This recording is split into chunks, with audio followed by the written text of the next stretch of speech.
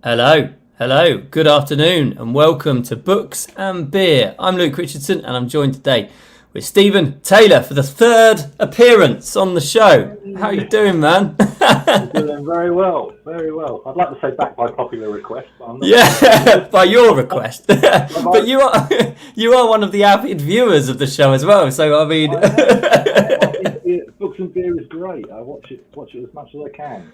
I like it. Yeah. Nice. We've got our own little crew of people, I'm sure, who jump up in the comments now who'll be talking about what you've got for dinner and all of these sorts of things. Yeah, the wife's doing dinner today, so I'm not. Oh, nice. What's she making? We've got a curry today. Oh, good stuff. Do you like your curry spicy? A little bit, but not too much. Yeah, I don't want to be sitting there sweating and going purple. I prefer them a little toned down. Yeah, like a sort of jalfrezi. Yeah, something like that. I reckon Danny Pearson would go for a Vindaloo though, wouldn't he? He'd be He'd tough it out, wouldn't he? Yeah, sweating, shake it. He'd be all over it. But you wouldn't be able to tell. He'd be like, cool face. Yeah, that's it. Well, I'm going to open my beer. I know you're not a beer drinker, so you won't be joining me on it, unless you're going to surprise me and just come up with a tankard. I will, but I've just got a little lemonade going, so yeah, I'm a bit of a lightweight. I know. Nothing wrong with that, mate. Nothing wrong with that at all. I've got a proper job, which is a Cornish beer. I just bought from the supermarket here. So yeah, I'm going to crack that open. I have. Every week you say you've just bought from the supermarket. Your supermarket must stop everything because you come out with these random beers every week. I just try and pick different ones. You've got the whole aisle in a normal supermarket that has them. But I did come up with the idea of contacting some breweries and saying, did they want to sponsor the show? On the hope that they won't watch it, because they'll realise that we don't really talk about beer that much. Yeah, just gloss over, just cross out the book. Yeah. But that said, if Alison kindly sent me that box of beer, and I've been talking about them more because they're more interesting, to actually describe the beer and this sort of thing. So I say try it. Send some emails out, see what happens. Yeah, to like a local brewery or something. Yeah. So we're here today to talk specifically about your new book, which I've started reading and I'm enjoying immensely. Good. That's what I like to see. Yeah, and in this one, Danny Pearson goes to Russia. He does. Not voluntarily, I might say. No. But absolutely great. I'm enjoying it so far. I'm about 30%. I know a few people who will be in the comments will have read it already. Because I've seen it. In fact, Alison's here. I can see. Hi, Alison. How you doing? I know you've read it because I saw your review of it posted on a Facebook group. Yeah, I'm really enjoying it. I think it's got that classic sort of Danny Pearson pace to it, or Steve Taylor pace, I suppose.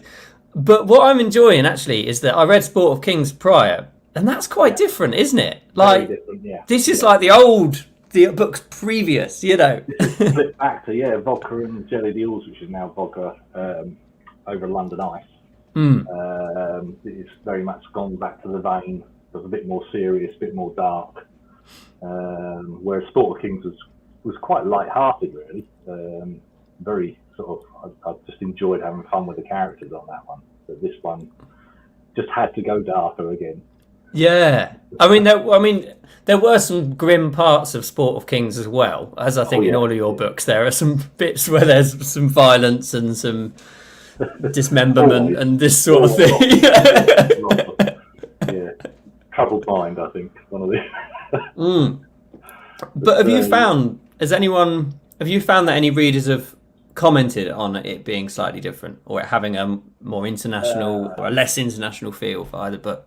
No, it's gone off a storm much faster than any of the other books. It just keeps flying out every day at the moment. I mean, the reviews have gone up. I was saying to you the other day, it took me about a year and a half to get the amount of views I got in the last 2.5 weeks. Yeah.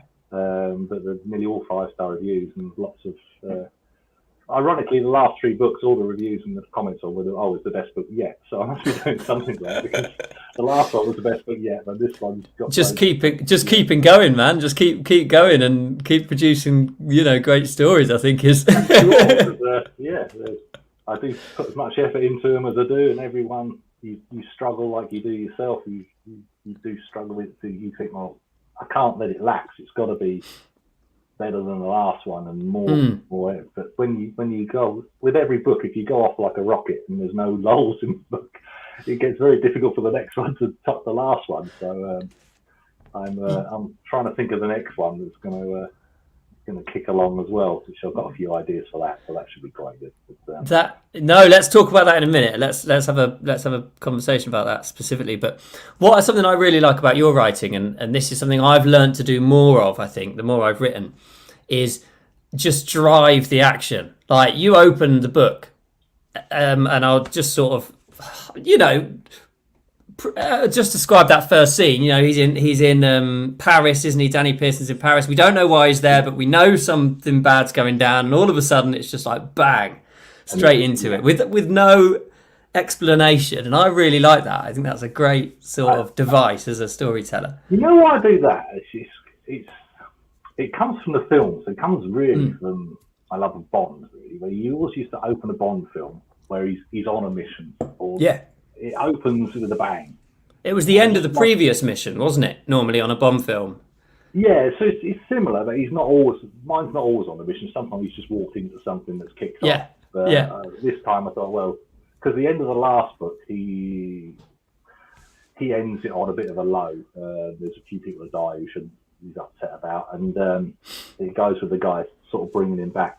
Contact me when you get over it, because he's about to either drink himself to death or get back on the horse and go out and resume things. So it opens with that, and I thought, well, just open it with a bang. And there was I think it did open pretty much with a bang. That started. I don't want to give too much away to people who haven't read it, but a lot of things kick off very, very quickly. And the whole book kicks off from there, really. But I do like to do that in each book, because it just reminds me of like the Bond films where you started and you're there, or within sort of 5 minutes you're in it, and it drags people into the book really quick. And then, as most people comment, is once it just pulls them in, and it doesn't stop from there to the last page. So I don't really do quiet sections. I don't think any of my books have really got any much of a lull anywhere. Any quiet, any moments. I like the sort of international side of this one, though, because my books are very international, and I think to get both Paris and Moscow and a bit of London in there is a real nice sort of mix. Why did you? I mean, I suppose Moscow was decided because you had to follow, or you were following a story that had been told previously. Yeah, kind of, but I just thought it'd be a cool place to do it. Quite often with a few of these, I just get the picture of the book cover in my head. Right. I just think, oh, that'd be a really cool book cover. And Red Square, the blood runs deep. You got the church in the middle of Red Square on the front, and I had that image in my head, and I kind of wrote a whole book around it. But Who Holds the Power as well? That's Vienna. It's got a picture on the front of that. And you just get an idea in your head where it starts or goes into Vienna. I think it's a tram station in Vienna. Got New York on another one, couple with London. King's Header. So and the next one, I've just got it in my head, the Sydney Opera House with him standing in front of.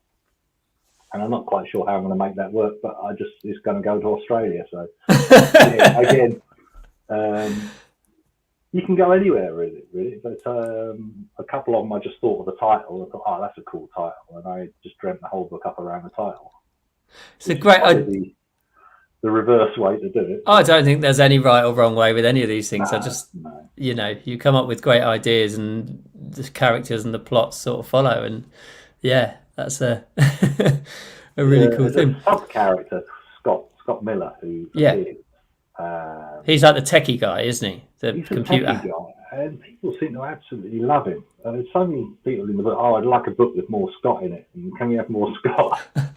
I never really think about it. So the next one, for Yuri people, there will be more Scott. Scott's going to appear quite a lot in the next one. I haven't quite figured out the whole plot line for it, but by popular demand and being asked for it, I'm going to put him as one of the central characters in the next one. So fantastic! Would you ever think of going down the whole like spin-off route? I know a lot of authors do this, where they take a character like Scott in yours, and then he has his own trilogy or his own couple of books, and so on and so I think forth. that'd be a question. I think asking when I get to about 10 books. Yeah. And I don't. It's a hard one to answer, isn't it? Because you keep going with the ideas, but I mean, there's a lot of other authors who do 20 books with the same characters, isn't it? And you just keep going. So at the moment, I've got no plans to stop. No, I don't mean stop. I just mean sort of stop with the take a sidestep and Well, it's another one as well, because people have read the book now, and one of those things where you spend all 7 months writing the damn thing, getting it all ready, putting it out there, and people read it in about 3 minutes flat. Yeah. When's the next one? I think, give me a break. I've only just finished that one. So I know the feeling. You did feel a little bit driven by your fans. At the end of the day, they're the ones who buy the book. That keep you going. So you feel a little moral obligation that they want more Danny Pearson. I've got to write more Danny Pearson. And that is such a good motivator, isn't it? To make this about me for a moment. Sorry, mate. I put my pre-order for Istanbul up today. The next book. I put the pre-order up today. I've got the cover done. Pre-orders up. Yeah. And on the train on the way back to Nottingham today, I sat and wrote the first 2,000 words, and it felt. I was like, yes, I'm back in the game. It takes some time, though, doesn't it, to sort of get into that process, get into that. It does. I've gone flatline after the last one, so for about the last 4 or 5 weeks, because as you know, and I did mention it in a post I put on Facebook the other day. Yeah, I was going to mention that. So much work going in to getting the book out, and the final stages of the book, that you kind of end up just going a bit numb by the time it goes out. So I just needed a few weeks to get the thinking mat at the back going. And I did write. I'm writing a little short just to tick along while I'm thinking of the other plot and getting it right. It should only take a few weeks. There's another little short I'm writing that I'll do, and then I'll get on to the main next book, because quite a lot of people love the shorts, and quite a lot of people say they're a waste of time because they're too short, but they're a short. So it's a bit of a flip side. There's an awful lot of people just while they're waiting for the next book, they read the shorts. Keeps them busy for a bit. So if I pop a short up every now and again, when they get to the end of the series and they've got 5 or 6 months to wait, they've got a few shorts to read. That's it, isn't it? That's true. I mean, do you sort of publish them in a collection, or do you put them up each one at a time? I have put them all each. There's 3 of them at the moment, and then I'm writing the 4th, and I'm going to put that in I'm going to make that into a book, because the 4 will make almost a book. So it'll rather than buy the little singles separate, there'll be the 6 main books at the moment. Then there'll be the shorts, which I was going to name A Short Time to Kill. Nice, like it. So that's kind of just sorting that out at the moment. So that's going to be at the end, and then when they finish the series, if they want, they can buy a little set of 4 shorts that'll make a nice book up. I enjoy doing them as well. They're great fun to do. There's no padding involved in them, because they're literally 12 or 13 chapters long. You've got no room to pad anything out. It's just bang, bang, bang, bang. Yeah, I mean, I've only done a couple of shorter things, but I have enjoyed them, because, as you say, there's that burst of energy that you get when you start a project that lasts you right the way through. When you're writing a novel, you've got to sort of generate energy halfway, haven't you, to sort of keep the process going and whatever. You know, the full novels, you get halfway, there's always a lull. I don't care who writes it. It must be the same for everyone. You get that halfway in, and you've got to keep the momentum up, the plot up. You've got to make sure it all fits and works, and then carries you through to the end. And that's quite tricky, especially when you don't have any padding and you don't have any sort of easy, soft bits that you can, just write through to take the edge off. When you're doing books that are renowned for every chapter is a bang. It's 70 odd chapters of action. It's quite a lot to write. It is, particularly those chapters where something, because each one of yours, it really it moves the story forwards. There's, as you say, there's no padding. There's just like, right, he meets this character and this happens. And one thing I do like about your stories is he never meets anyone who he just gets on with. because that would be boring. There's always some conflict with someone. Like, I was just reading the story, the bit where he is just got into the prison and he meets his cellmate, and a less skilled writer could have just gone, "All right, I'm Danny. Yeah, how are you? Blah blah blah." Fine, it would have served the purpose, wouldn't it, to make the point that these two are on the same. But no, you couldn't have. I won't say what happened, but no, you couldn't just have it like that, could you? There's got to be some like, butting of heads or whatever. An initial clash. I think that's all I'm going to say on that one. Yeah, it's fantastic. I really like that. I think that's a really strong strength of your books. I'll just say hello to Steve, who's just joined us. Steve Moore. He's the victim next week. The week of the week of the Steves, or the 2 weeks of the Steves. 2 weeks of the Steves. Yeah, because his new book is out on Friday, in fact, which is I've seen his new series on pre-order. Yeah, that's very good, Steve. Now look at that. I've done a good job. We'll make it hard. Yeah, ice cream. Yeah. No, that's it. And that's a great book as well. The new one that Steve's written. I Vigilante it is, which I was reading before starting yours. So the new book, the one that you're writing at the moment. Then, if you've got the title, are you going to share that? Have you shared that publicly? Do you want to? Command to Kill. Mm-hmm. And that's Australia. That's yeah. I don't know where it starts there, but it's going there. I've got some wacky ideas for some bad guys on that one. So.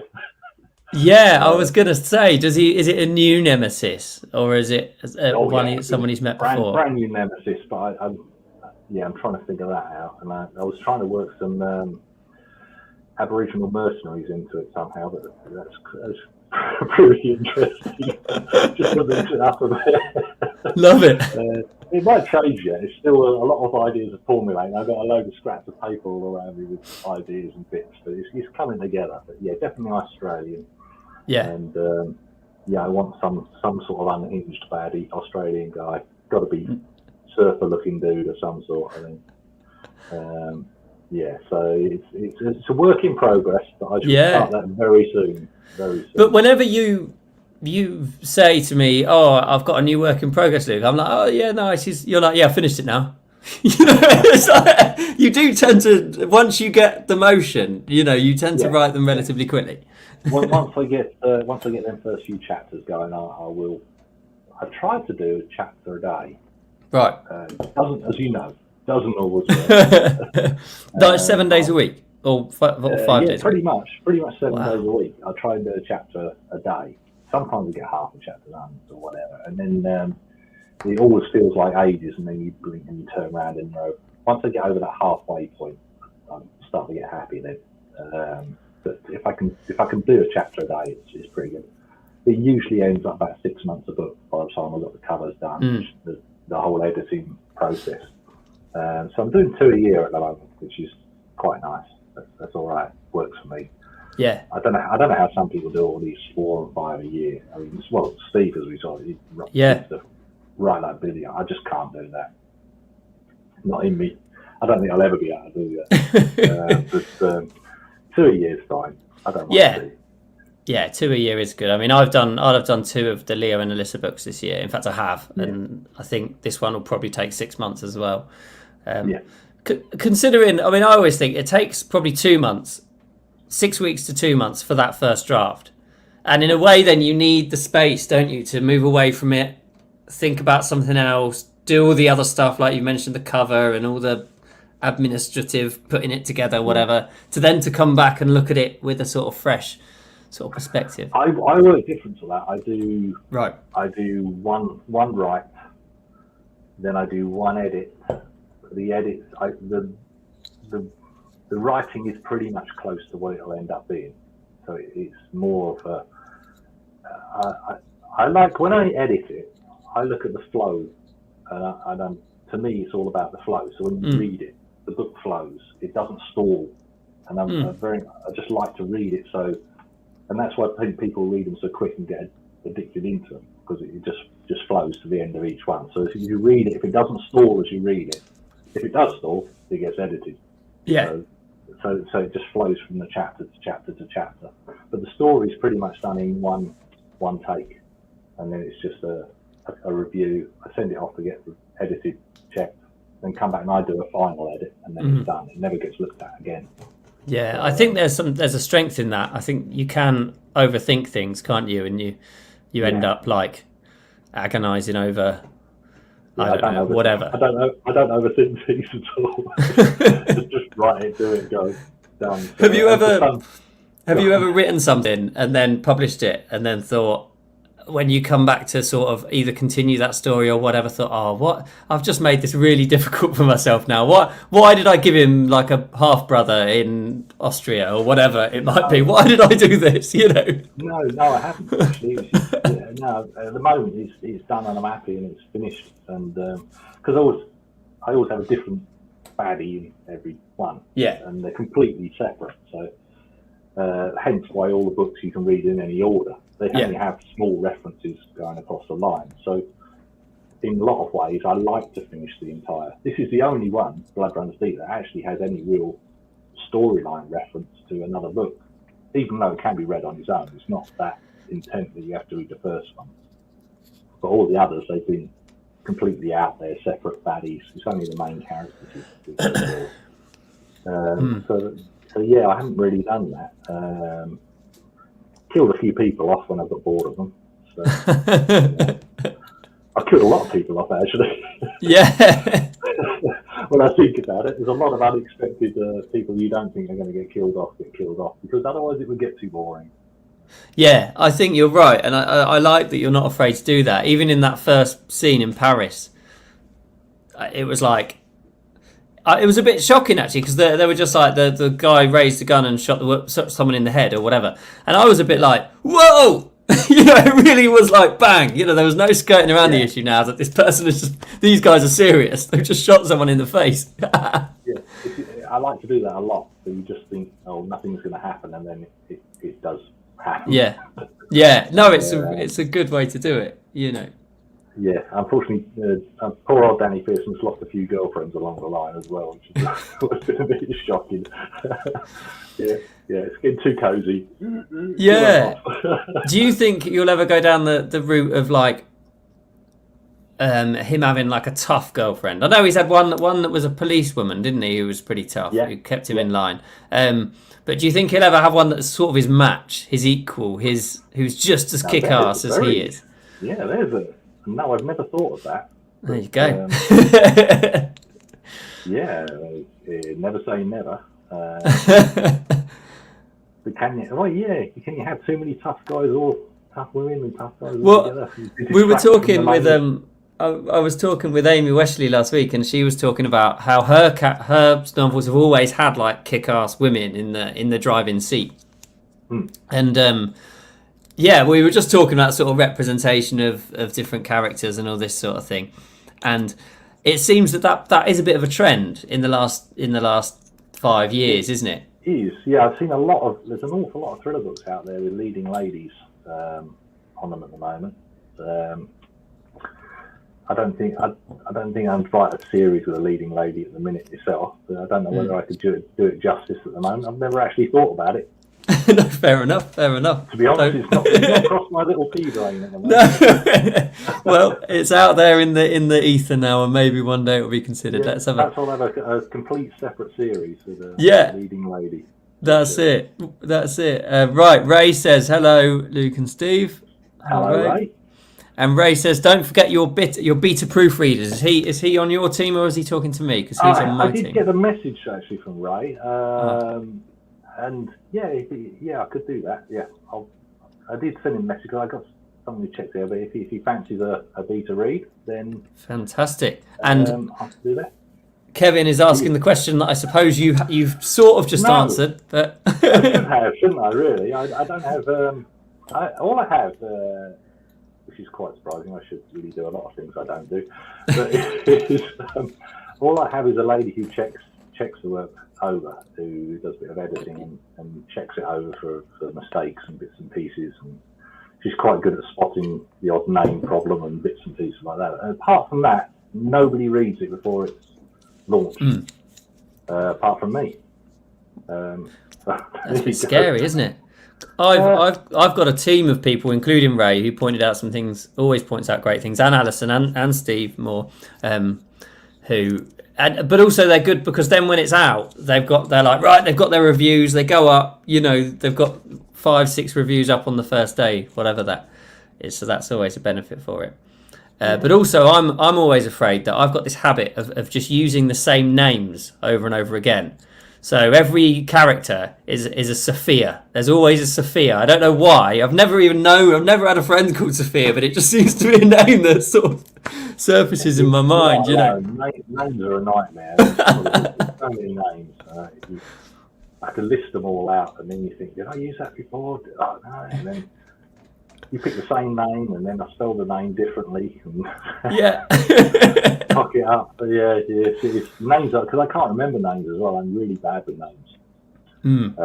Really bad. I have to meet someone a few times, but I don't know why, it just will not stick in my head. For a bloke who writes books, it's probably not a great idea. So I have to have lots of lists, or I just get completely lost and forget who I've wrote where and what I've wrote. Like, what was the name of that particular character in this part of the book, or whatever it might be? Some of your beta readers, there's a lot of things. I mean, I'm not someone who comes from a long-standing line of writing. I'm just a bloke who started actually 3 weeks, the end of the week. 3 years, the end of the week is when I put the first book up. But that's when it was available for purchase. Yeah, that's when I put that on Amazon, which is on the 31st of the month. That was 3 years ago, which is not that long ago. No. And I've learned an awful lot. I mean, I didn't really know any authors. I know a few now. So I didn't really know any. And you just learn it yourself, don't you? I haven't got any beta readers. I didn't have any readers out there willing to do it, and it's for some weird reason it's actually gone quite well, which it probably shouldn't have done, but it absolutely should have, mate. You do yourself a disservice. You obviously you work really hard with it when you're not painting the shed and frying sausages and whatever else your village life involves. Well, you got to do these things, don't you? Yeah.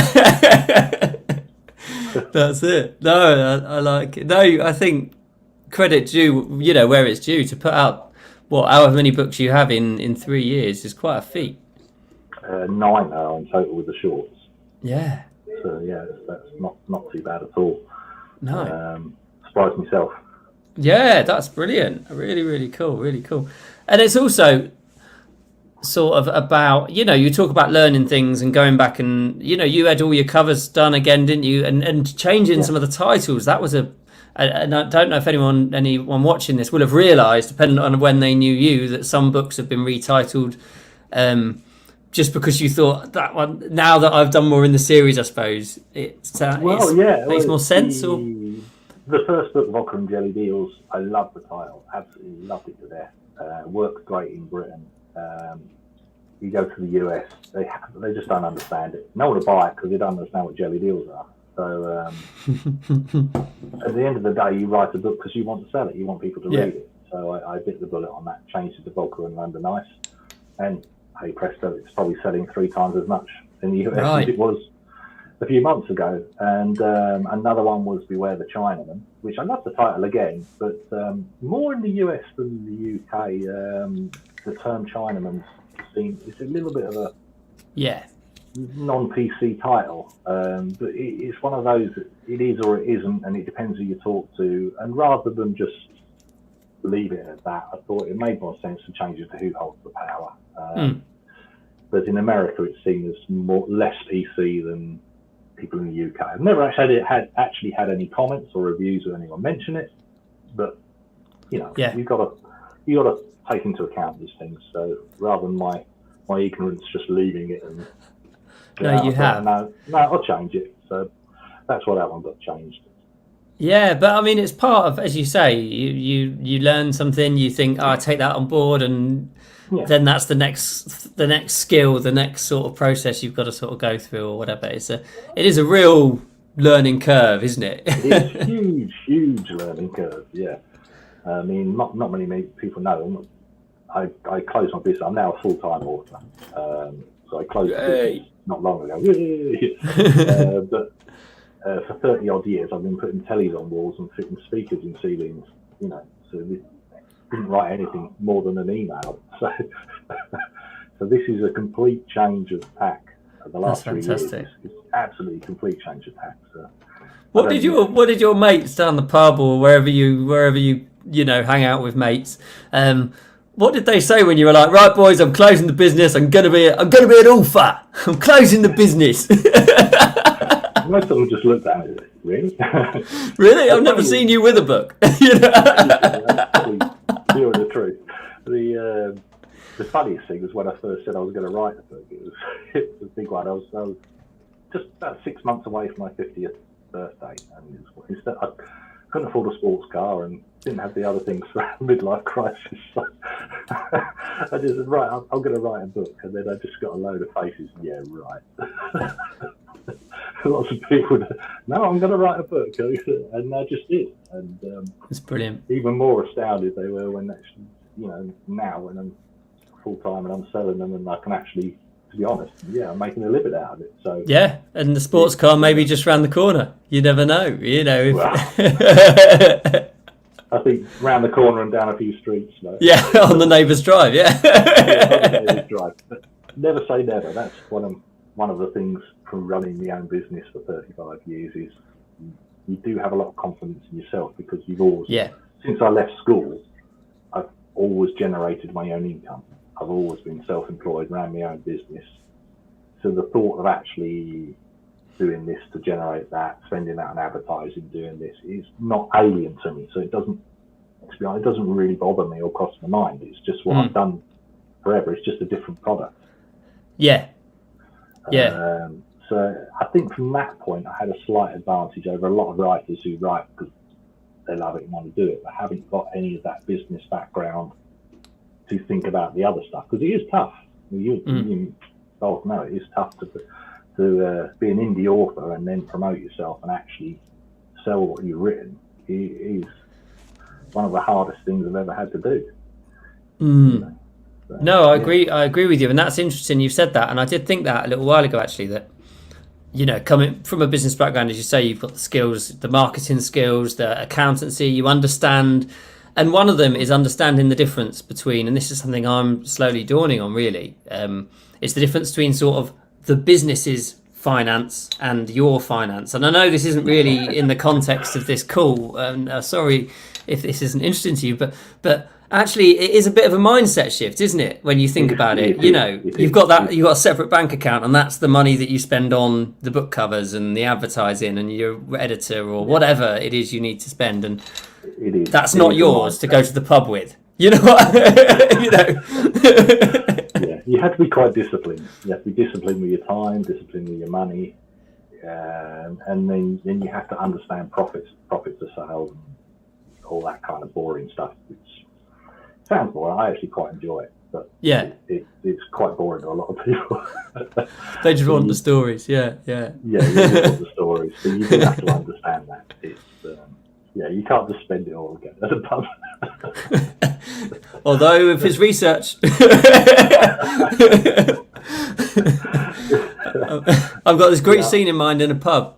I'm going to have to go and research it. I bet you have, Luke. Yes, yeah. I don't doubt that one as well. Oh, brilliant. Ken has just jumped into the comments to say, hello. Hi, Ken. How are you doing? Ken, we need to catch up. I haven't spoken to Ken in ages, actually. It's been a long time. I speak to Ken quite often. I need to make sure that I do the same. Ray says, apologies, Steve. He's not been able to get to Heavy Traffic and Snipe. Too many books, too little time. That's okay, mate. Whenever you're ready. That's it. You've got 6 months, and then he's releasing another one.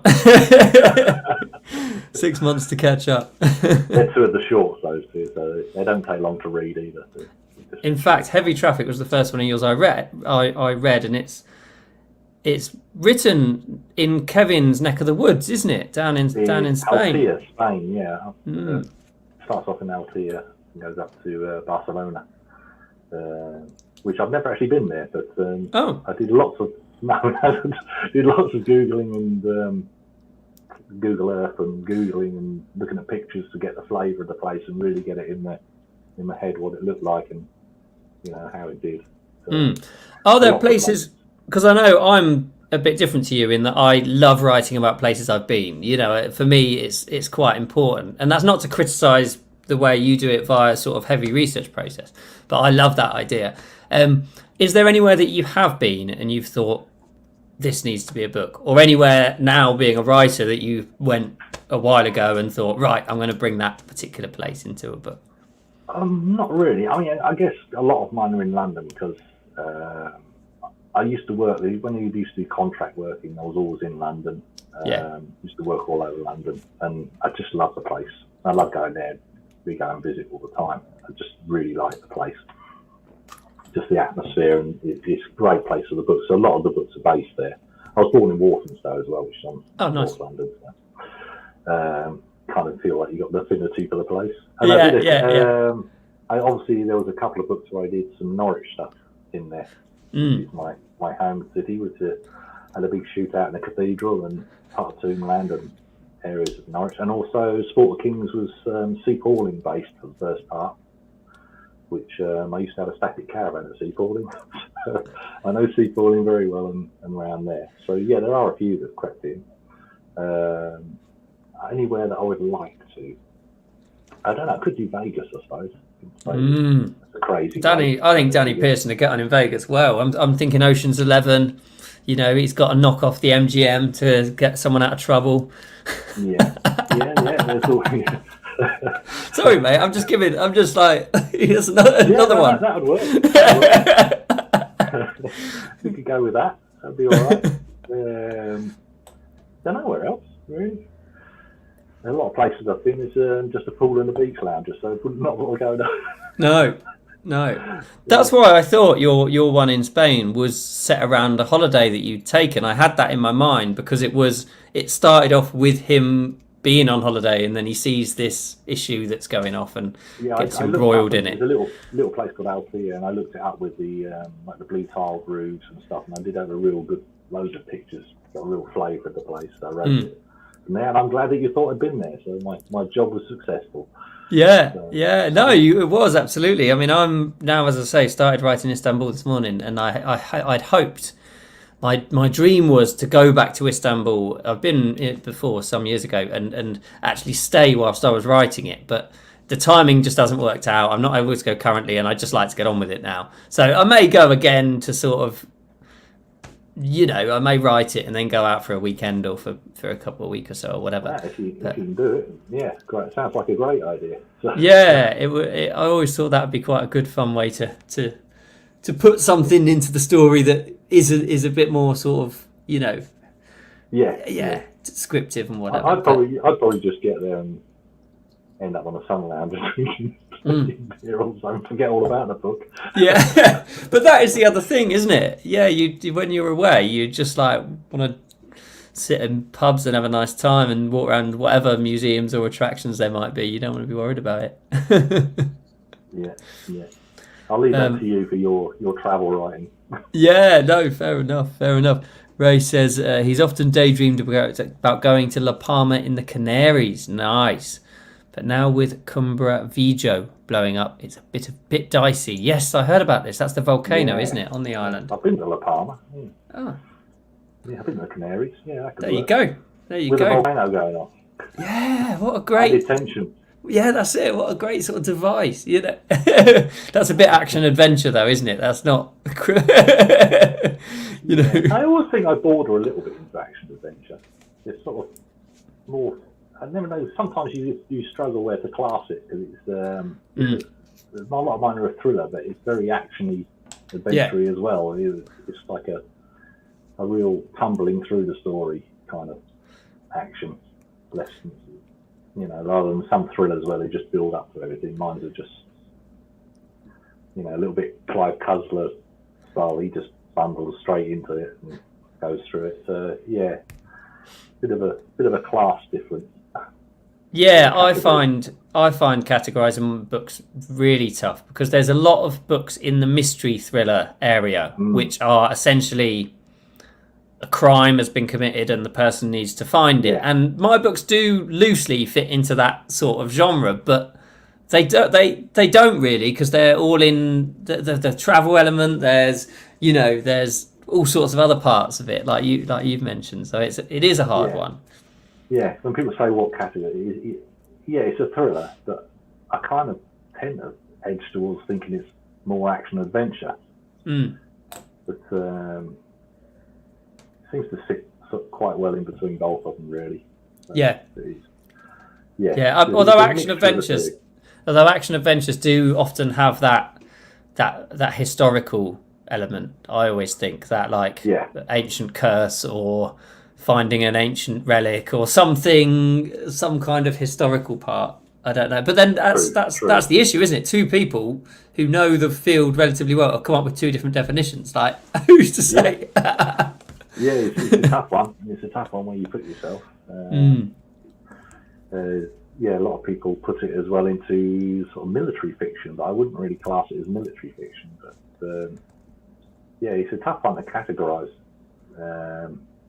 It's definitely not a mystery. Yeah, there's no mystery about that one. Action adventure thriller, go for that. Yeah, I think that's it, isn't it? And you make it clear in the blurb what the points of the story are, so no one's going to read it under the misapprehension that they're going to solve the mystery of the pyramids during it or something like this, are they? I think that is one area where they do go quite well. Is they are very, very clear off the bat what type of book they are. So if you like that type of book, you're going to like the book. Yeah. You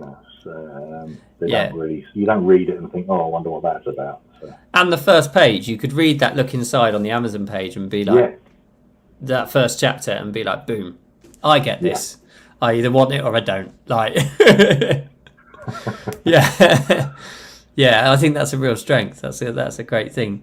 Ray has just commented to say, if you blokes want to check out Girdwood, Alaska, I'm game. Do you know what? I'd love to. What's in Girdwood, Alaska? I don't know, but it sounds really intriguing. It does, yeah, to let us know. If I wasn't on a live call, I'd Google it and find out.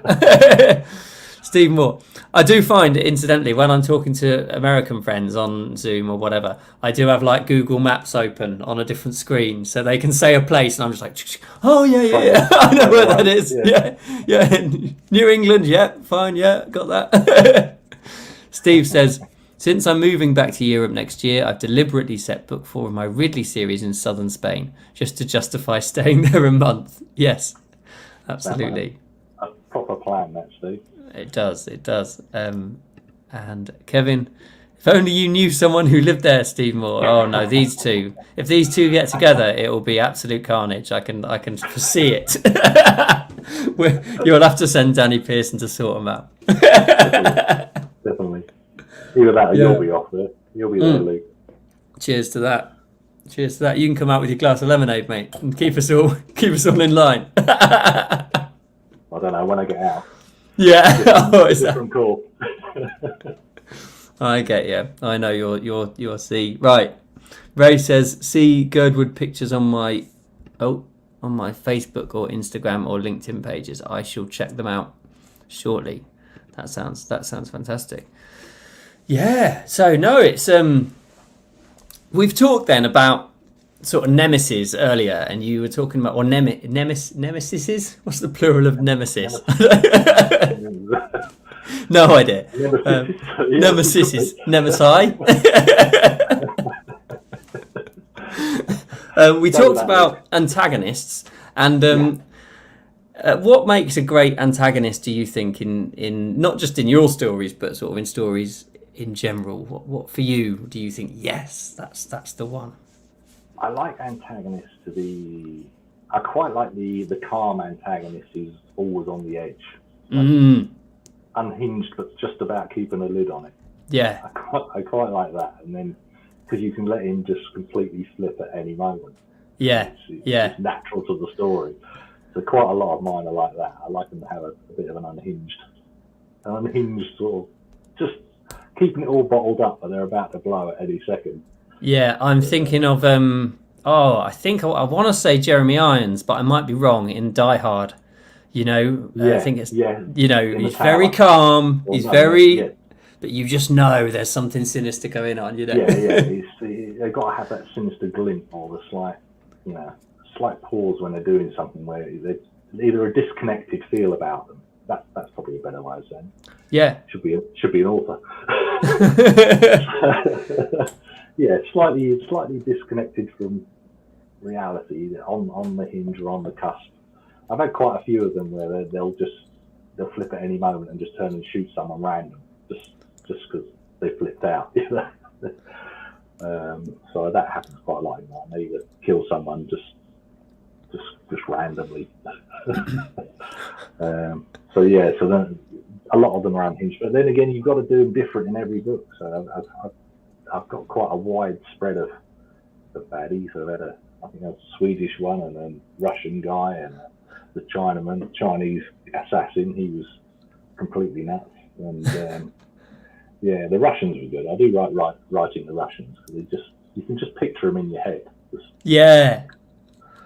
Evil Russian dude. Yeah.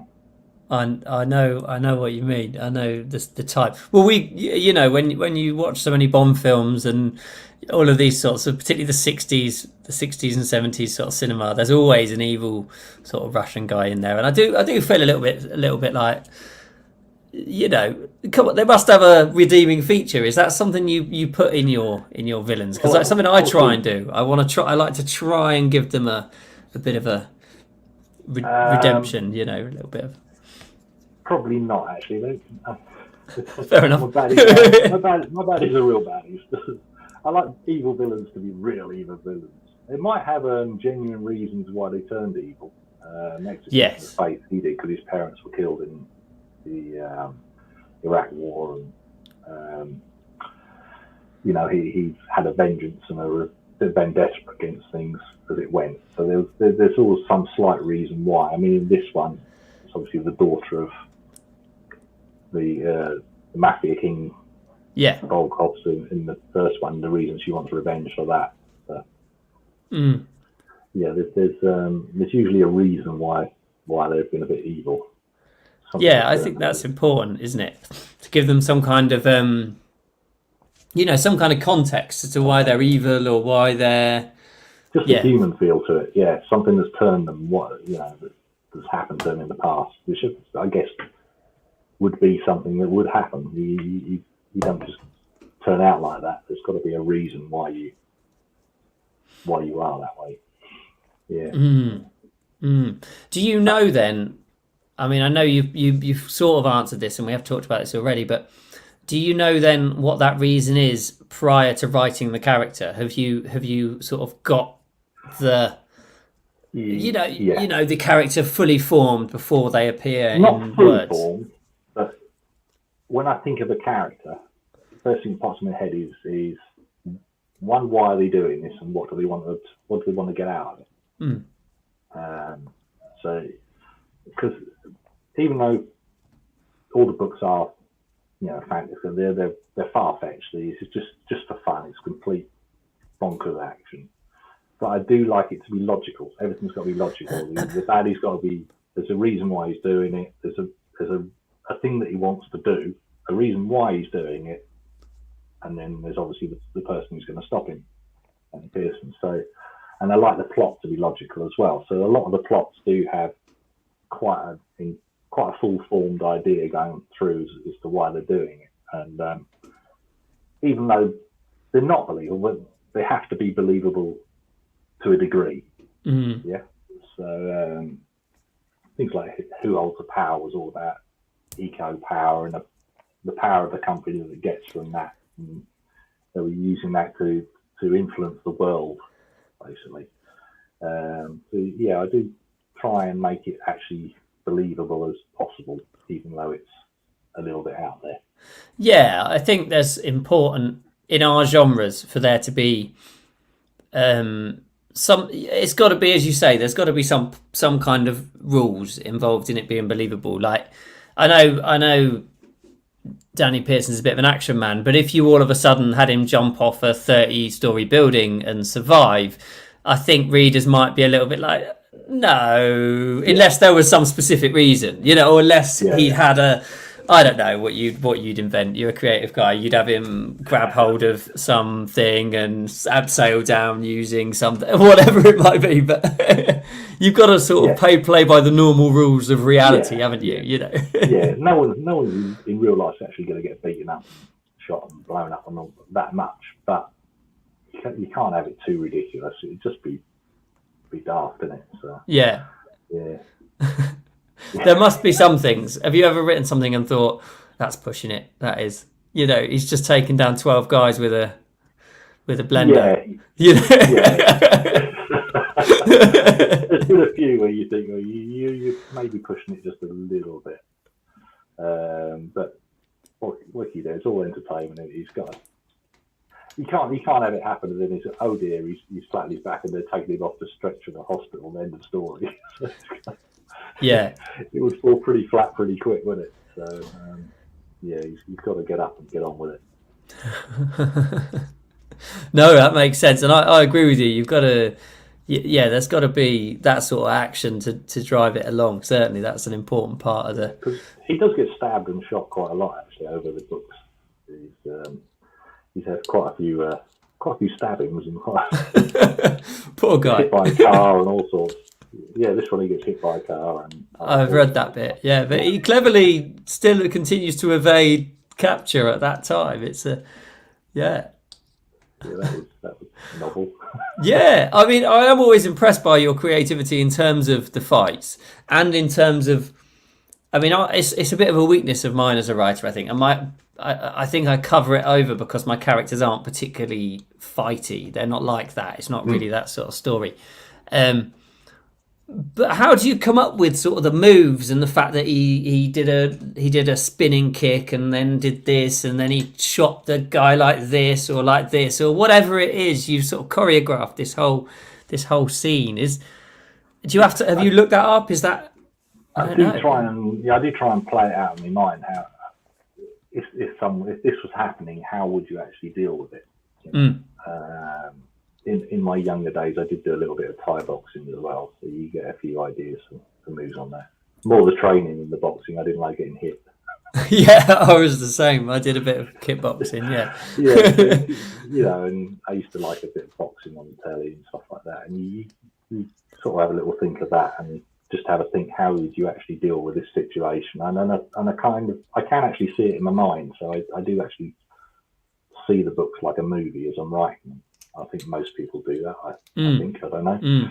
So to me, I have the whole situation in my head, and then plays out in my head like a film, and then I write it. And if it looks as I think about it as if it could actually happen, then it goes in. Yeah. But again, I do try and. It's quite difficult to do a fight scene, to write a fight scene, because you can't just put, oh, he punched him and he kicked him. You've got to try and get that visual image into someone's head of what he actually did. And I think I do it all right. See, people seem to say it's good. Yeah, you do. And also without the repetition of just he punched, he kicked, like, it wouldn't be very interesting, would it? Of that. All right, he's having a fight scene, but it can't just be the same old thing. And that's quite difficult as well, because there's a lot of fight scenes. It's like you've got 6 books with a hell of a lot of fight scenes, and they are all different. So how do you keep making a fight scene different? But this must be one of the things that the big movie makers come up with. You know, you watch some of the Bourne films or even the Marvel films and stuff, and there's always creative things they're doing. You know, they're pulling something from the wall and using that, or then they grab something else and use that, you know. Yeah, I've done the kitchens quite a lot. I can't keep doing the kitchens. I've got to invent other things. But you've got to think where you are as well. What would be around you? I used to like the Bourne films when they first came out, where they just put in the inventive ways we start fighting, just grabs the newspaper, rolls it up. That was it, wasn't it? Yeah. That was really strangling a guy with a newspaper. Yeah. Yeah, it was quite unique when it first came out. You just grab something and just turn it into a weapon. And I thought, oh, that's really inventive. So I try and do that quite a lot and just think what would be around you in the situation you're in that you could use. to defend yourself or as a weapon, you know, that you could turn into a weapon. That's it. And one thing I also liked about the Bourne films is the fight scenes were a little bit slower than a lot of action films. So you'd see, you know, like when you see fighting on the telly, or if you've been to boxing or even boxed yourself, you know actually that half the time the fighters aren't actually hitting each other. They're either clinched like this, or they're pinning themselves away, or they're working around. And a lot of action films avoid that. They just go straight in, bang, bang, bang, bang, bang, bang, bang, bang, bang, off, done. Yeah. You know, like. But actually having that space to breathe is a good thing, I think, in action. Yeah, it is. But yeah, it's quite tricky. It is. You've got to continually try and be inventive, and you've got to describe it in a way that is interesting and someone can picture. Yeah. Which comes back to the thing when I edit it, is it's got to flow as I read it. So as a reader, I try and read it as a reader would read it. Mm. It flows and you can picture what's actually written in your head. Yeah. Hopefully people get it, and they must do, because they keep buying the books. So. Yeah, no, mate, I do, and I've enjoyed all the books I've read of yours. Absolutely, yeah, and I think it's clear to see why people continue buying them, because they just deliver the same sort of great action-filled sort of adventure trip to wherever he's off to that time. Yeah, that's it. Well, hopefully.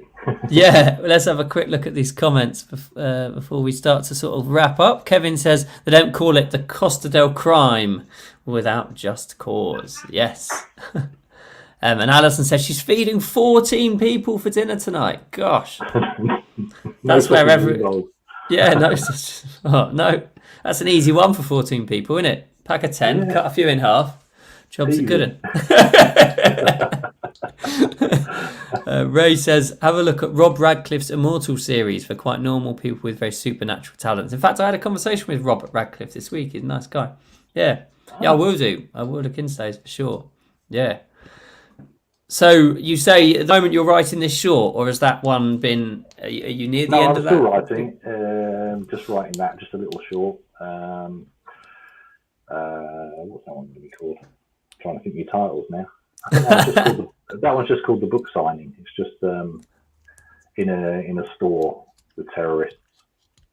There's lots of running around the store. I thought stores are pretty good. That was a comeback to weapons thing as well. You got a kitchenware department. You've got like a sports department. You got more opportunity to get weapons out and things like that. Yeah. That's it. You've got to be creative with these things. Absolutely. All right. Yeah, that sounds good. Well, how long do you think that will take you then to wrap up at this point? What's your probably a couple of weeks. Just right. If I actually start it. Yeah. Okay. So you've just planned that, and then you've got to. No, I've done 3 chapters, but I'm still finding a few bugs out of that. But I'll get into it. Like I said, I wrote the other one, and I've been a bit brain dead for a few weeks, so I'm only just getting back into it. I'll polish that one off and then start the next full one, which will probably go out Easter time, I would think. Give or take a few weeks. Easter time's looking good. Very exciting. Yeah. Do you do the thing of putting pre-orders up in advance, or do you just drop them when they're I did the Blood Runs Deep. Yeah, I put that. I started it first, had a little bit underway, and then put a pre-order out. That was actually for the end of the month, but I brought it forward a month. Obviously, you can bring them forward, but you can't move them the other way. Yeah. So I will do the same. I'll probably put it up for pre-order. I'm waiting for my covers man to do the covers, and I'll put it up for pre-order for June or July, and then put it back to Easter, hopefully. Yeah, that's a good idea. That's what I've done. I've put it on to September, but I imagine it'll be finished. Yeah. People like to see it on your series and your author page, don't they? Because then, rather than it just going flat and they finished, you can actually see that, there is more coming.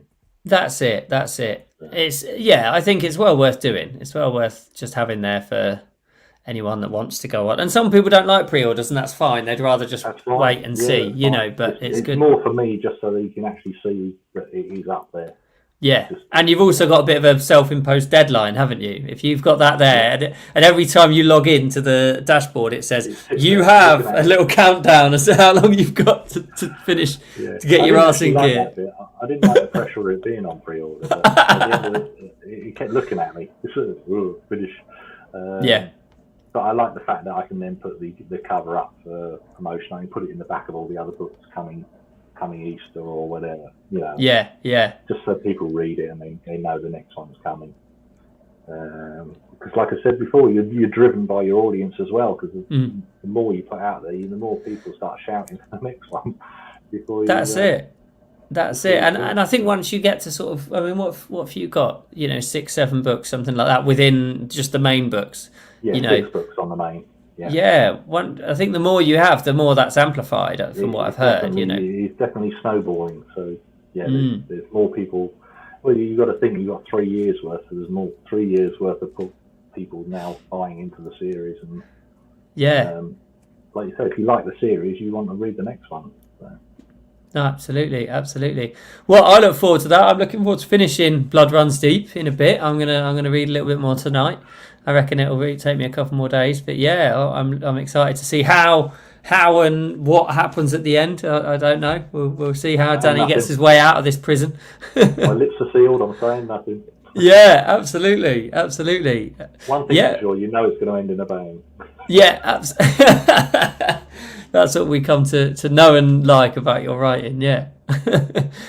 Steve, where can people find you and your books and all of the things you do online? Would you rather than go on Amazon or go to your webpage and join your mailing list? What's your favourite? You can go to Amazon, just type in Stephen Taylor, and you'll see lots of Danny Pearson books out there, Danny Pearson Thrillers, or you can go to StephenTaylorBooks.com. Amazing. Not StephenTaylorBooks.co.uk, because you'll get some historical maritime. Oh, really? There's another Stephen Taylor. StephenTaylorBooks.com, yeah. All right. Amazon may be the safer bet then. Yeah. Safer bet, yeah. Oh, that's annoying, isn't it? But anyway, damn it. Yeah. Oh, well, no, thank you so much for joining me, and I look forward to talking to you again when the next one, when the future book's out at Easter time. We'll have another chat, and we'll talk some more. Steve Moore is joining me next week to talk about his new book, which is out on Friday. Really excited about that. In the meantime, I hope you all stay well, and I will see you very, very soon.